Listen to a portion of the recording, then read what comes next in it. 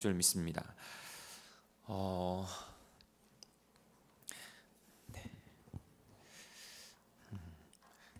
옆에 분하고 이렇게 인사할까요? 이렇게 인사했으면 좋겠습니다. 어제 제가 우리 교단에 있는 시내가 푸른나무 교회를 갔다 왔어요.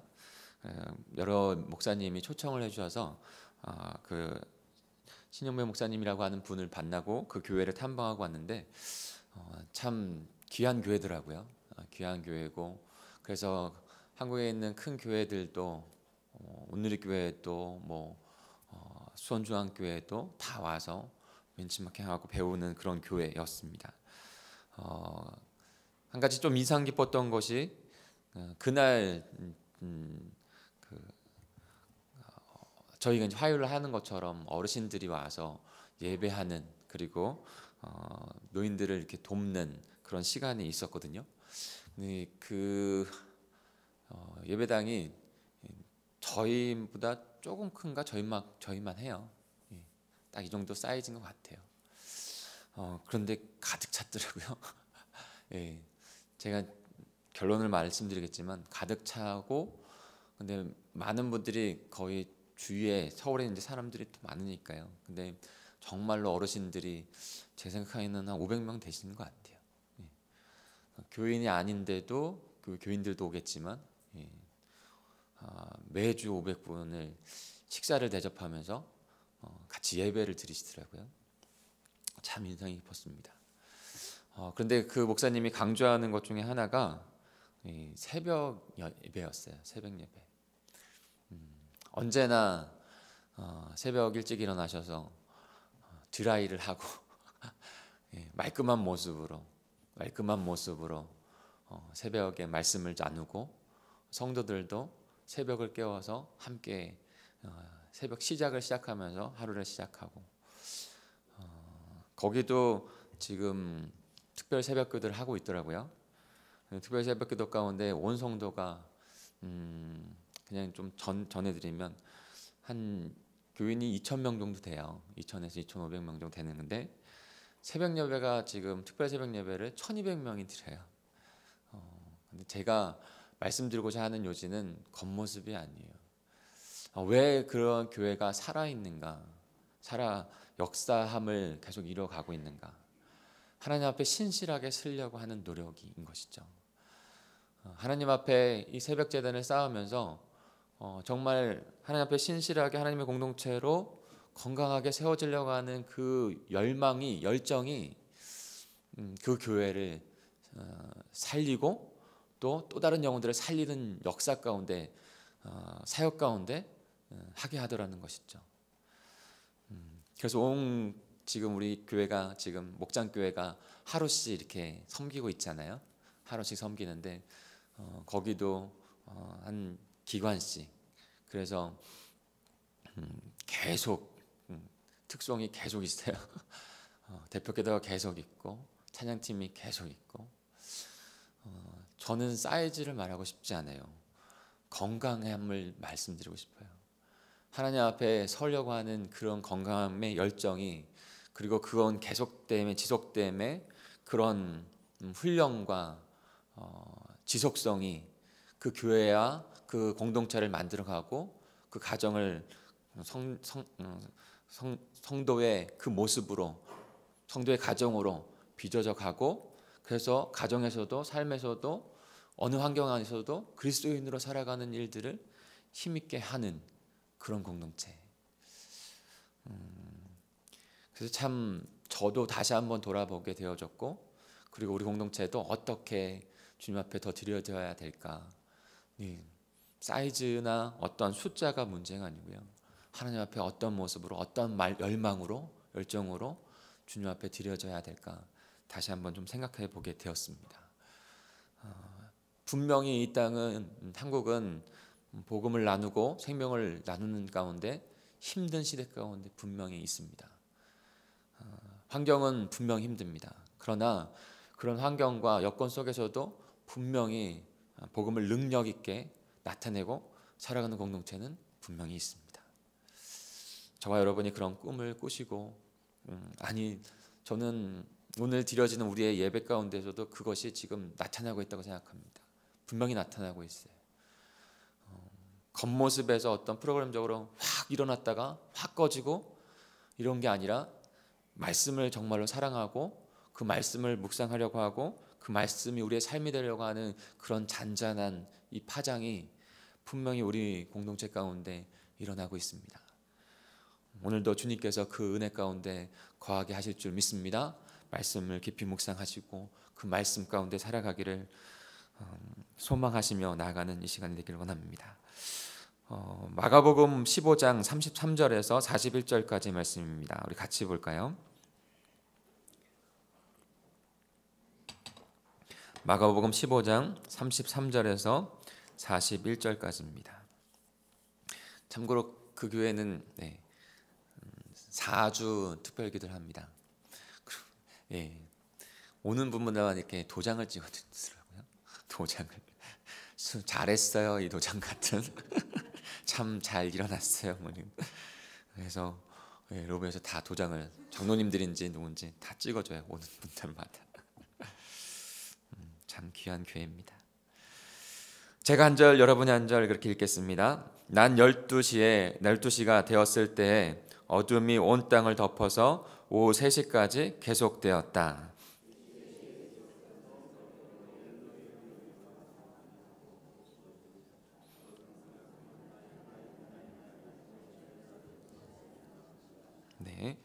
거기에 서 있는 사람들 가운데서 몇이 이 말을 듣고서 말하기를 보시오 그가 엘리야를 부르고 있어 하였다.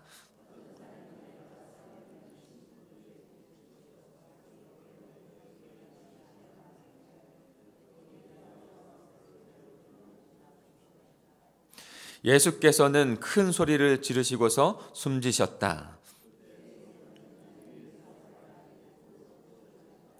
예수를 마주보고 서 있는 백부장이 예수께서 이와 같이 숨을 거두시는 것을 보고서 참으로 그 이분은 하나님의 아들이셨다 하고 말하였다.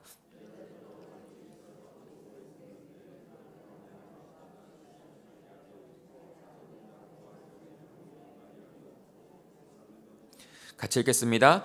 이들은 예수께서 갈릴리에 계실 때 예수를 따라다니며 섬기던 여자들이었다. 그 밖에도 예수와 함께 예루살렘에 올라온 여자들이 많이 있었다. 아멘. 예수 그리스도를 분명히 알고 예수 그리스도를 따라가는 자들이 그리스도인입니다. 하나님의 백성입니다. 예수의 제자입니다. 우리를 예수님께서 그렇게 부르셨습니다. 지난 4경영 동안에 우리가 시내산의 그 이집트와 그 다음에 가나안 그리고 가운데 있는 시내산 그 지도를 봤죠. 그 가운데 선교사님이 중요하게 저에게도 각인되어진 그런 이미지가 있다면 하나님께서 애굽에서 부르셨다는 것이죠. 시내산으로 부르셔서 그 시내산에서 하나님의 언약 체결, 하나님의 백성의 언약 체결을 하시고 하나님의 계명들을 주셨어요. 그리고 어떻게 하셨죠? 보내셨어요.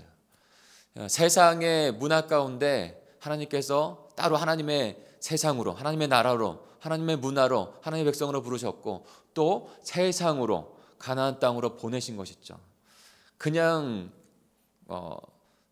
베드로와 요한이 그 예수님과 함께 변화산에 가서 그 초막셋을 짓고 거기서 머물러서 그냥 있는 것에서 하나님께서 속한 게 아니라 하나님의 뜻이 아니라 부르셨다면 보내셔서 그 세상, 우리의 세상은 어디죠? 가정과 직장과 일터와 우리가 살아가는 공간이죠. 우리의 시간들이죠.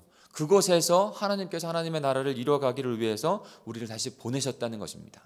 이 부르심과 보내심, 이 하나님의 큰 의미를 오늘도 깨닫고 살아가시는 저와 여러분이 되길 소망합니다.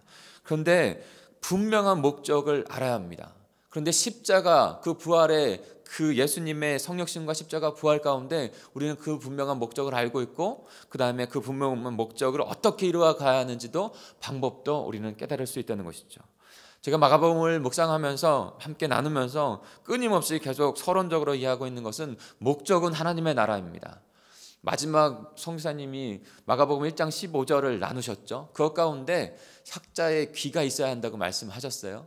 왜 그랬습니까? 구약에 있는 모든 그 언약들이 바로 예수 그리스도의 이 복음 안에서 이 십자가 부활 안에서 완전히 성취가 직접적으로 절정으로 성취가 되었기 때문인 것이죠.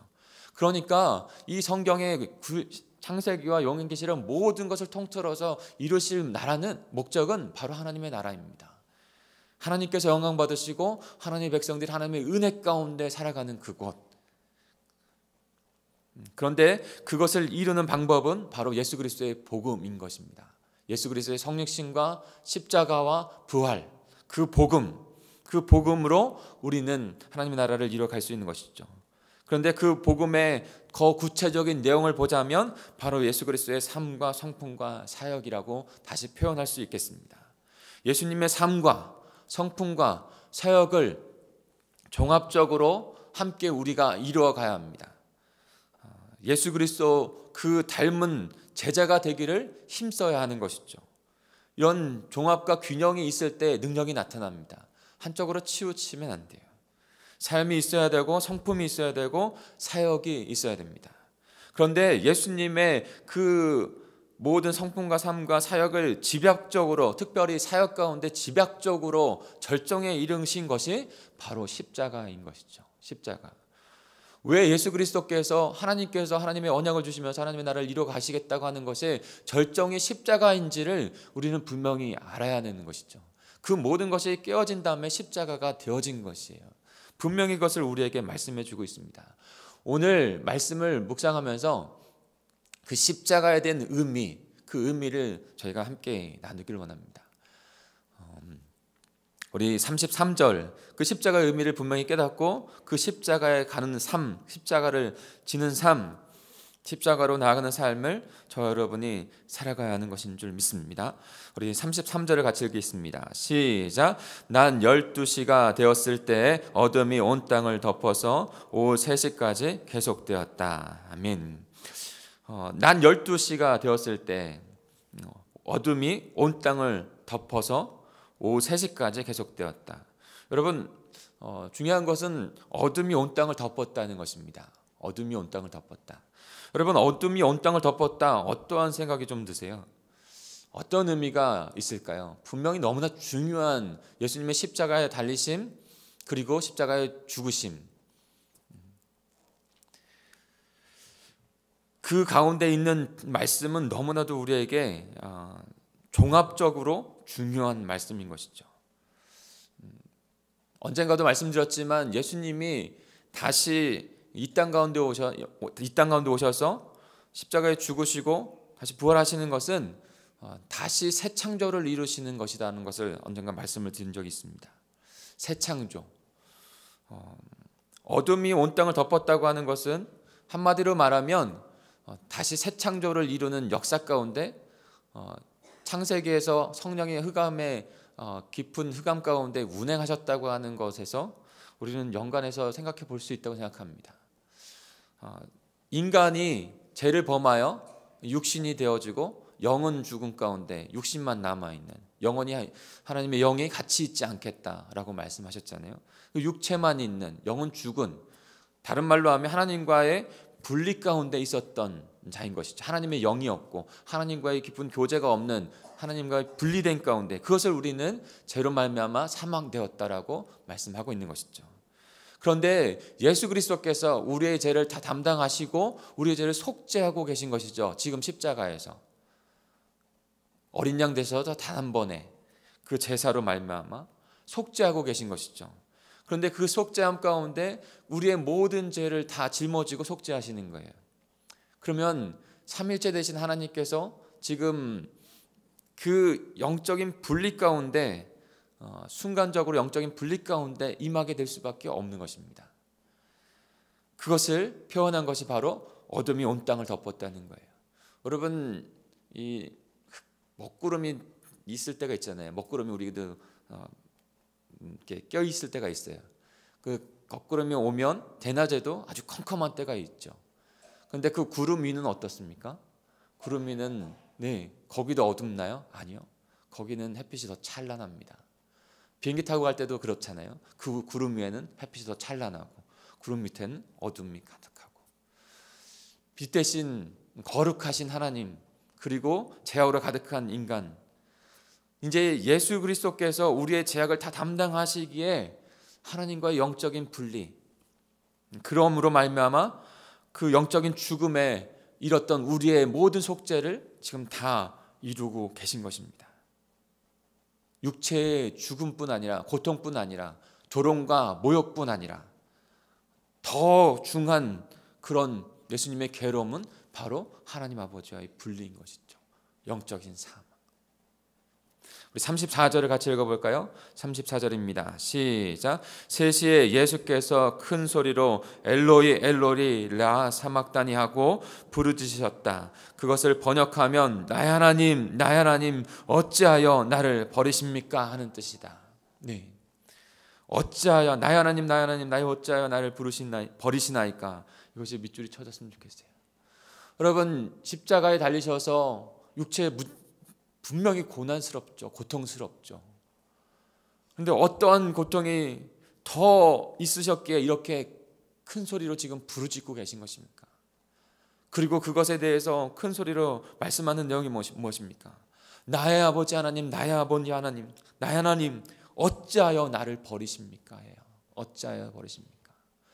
삼일체 되신 완전하신 연합 가운데 기쁨과 행복을 누리셨던 그 하나님, 삼일체 되신 하나님 안에서 성자 예수 그리스도께서 우리의 죄 때문에 하나님과의 분리, 떨어지심을, 이 마음 표현 그대로 한다면 하나님 아버지께서 성자 예수님을 그 죄됨 가운데, 우리의 죄 가운데 버리셨다는 거예요. 버림을 받으셨다는 거예요.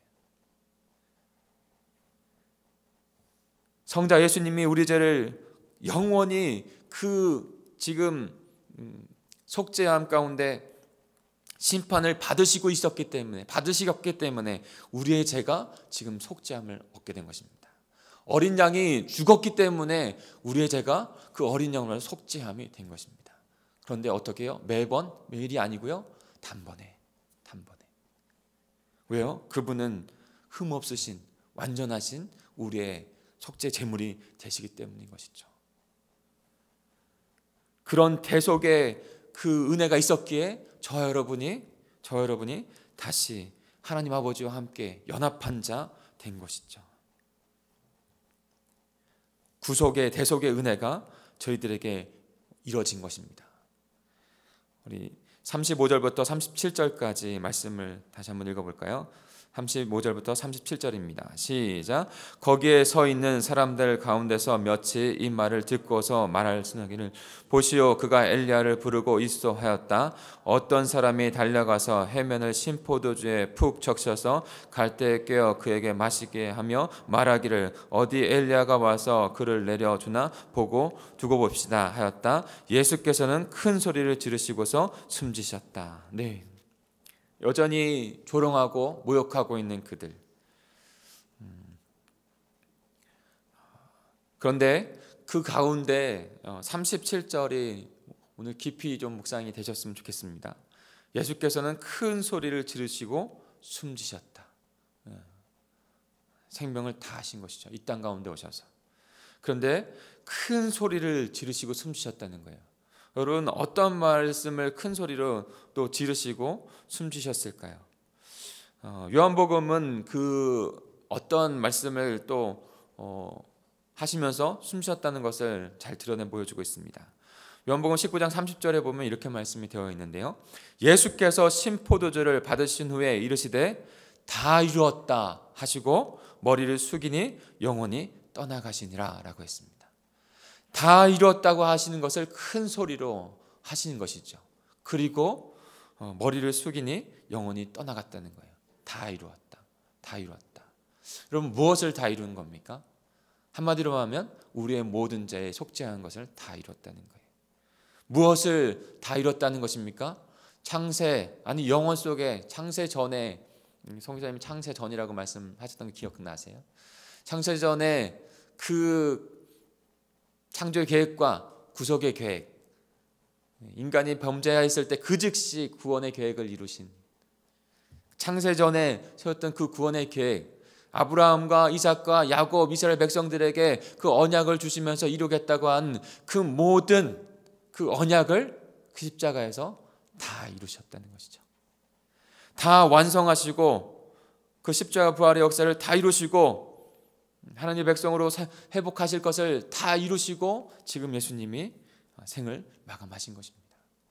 다 이루었다, 그렇게 외치신 것이죠. 사랑하는 성도 여러분, 주 예수 그리스도께서 우리의 구원의 언약을 완전히 다 이루신 줄 믿습니다. 우리는 반드시 하나님 예수님이 다 이루신 구원의 역사에 확신을 가지고 있어야 됩니다.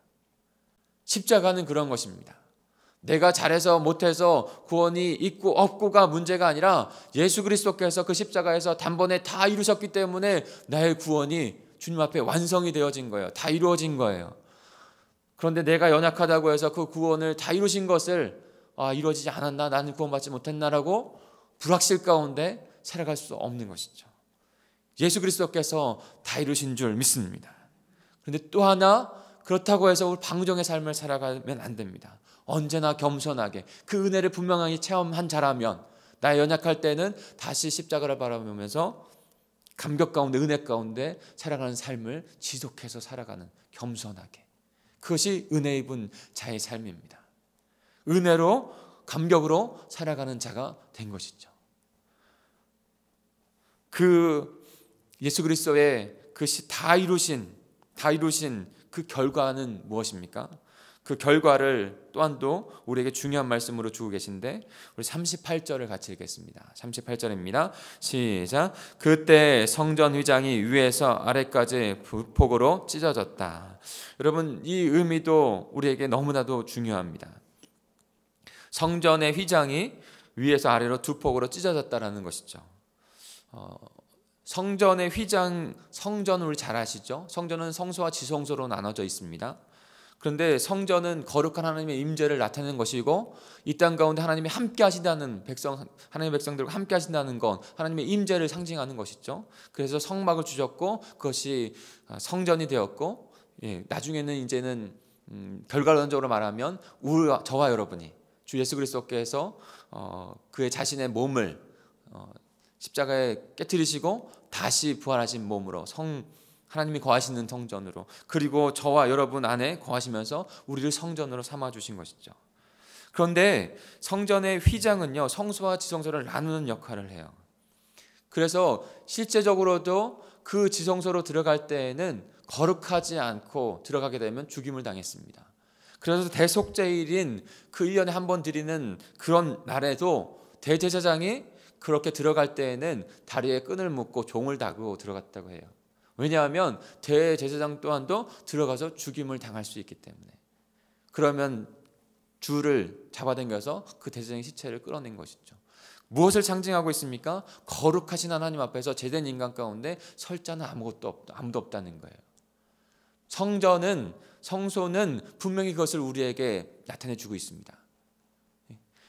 거룩한 하나님 앞에 죄인을 쓸 자는 아무도 없어요. 그런데 지금 그 성전과 지성소를 나누는 그 휘장이 굉장히 두껍거든요. 실제적으로 만들어 놓은 가운데 굉장히 두껍습니다. 사람의 힘으로 찢을 수 있는 것이 아니에요. 근데 그 성전의 휘장이 위에서부터 아래로 찢어졌다는 것이죠. 사람이 아래에서 위로 찢은 것이 아니라 위에서 아래로 찢어진 거예요. 하나님께서 하셨다는 것을 의미하는 것이죠.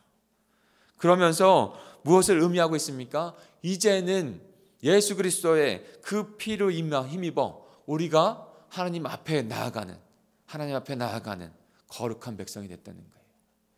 여전히 우리는 죄인이에요. 그러나 예수 그리스도의 피, 그 십자가에 흘리신 피가 우리를 뒤엎고 하나님께서 의롭다 칭해 주셔서 하나님 앞으로 나올 수 있는, 하나님 앞에 나와서 이렇게 예배할 수 있는, 하나님을 모시고 살아갈 수 있는 거룩한 하나님의 백성들이 된 줄 믿습니다. 히브리서 10장 19절에 20절에는 그것을 이렇게 말씀하고 있어요. 그러므로 형제들아, 우리가 예수의 피를 힘입어 성소에 들어갈 담력을 얻었나니, 예수의 피를 힘입어 성소에 들어갈 담력을 얻게 된 것입니다. 그 길을 우리를 위하여 휘장 가운데로 열어놓으신 새로운 살 길이요, 그 길은 휘장 가운데 휘장을 위에서부터 아래로 찢으시면서 자신의 몸을 찢으시면서 열어놓으신 새로운 살 길이라고 말씀하고 있습니다.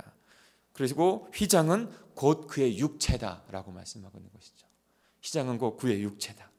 그 예수 그리스도께서 그 몸을 십자가에 달리시면서 십자가에서 찢으시고 찢기시면서 못 박히시면서 자신의 육체를 찢으시면서 우리를 거룩한 하나님의 백성들로 그 보혈로 말미암아 삼아 주신 것처럼 마치 그 휘장이 위에서부터 찢어지며 그 육체가 찢어지며 우리를 예수 그리스도의 피로 하나님 앞으로 나아갈 수 있는 거룩한 백성들로 되게 하신 것입니다.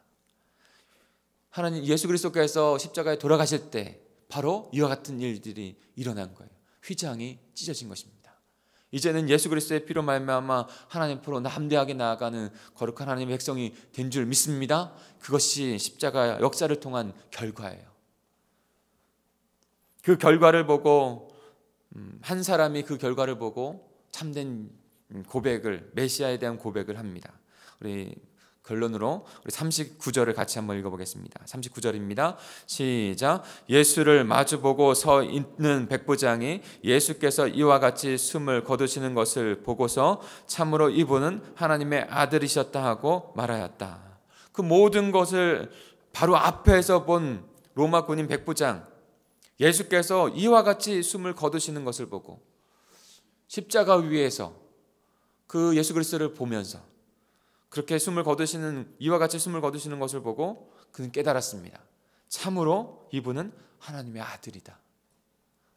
구원자이다. 메시아라는 것을 그가 깨달은 것이죠. 그리고 그 고백을 했다라고 말씀하고 있습니다. 이와 같이 숨을 거두시는 것.